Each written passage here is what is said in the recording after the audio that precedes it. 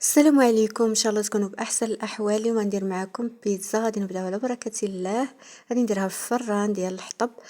هنايا عندي كاس ديال الفينو وزلافه ديال الفورص. صافي درت مليحه خميره ديال الحلويات، الزعتر، 2 معالق ديال زيت الزيتون، خميره د العجين، 2 معالق ديال الحليب مجفف. ميها دافيه باش غادي نعجن نخليها تخمر. وهنايا غادي نمشي نصايب لاصوص مطيشه. هنايا عندي الكفته راني مشحراها والفلفله شويه.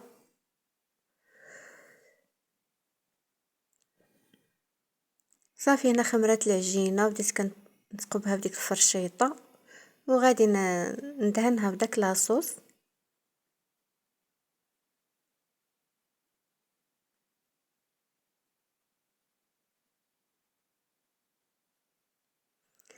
غادي ندهنها بلاصوص ديال المطيشه.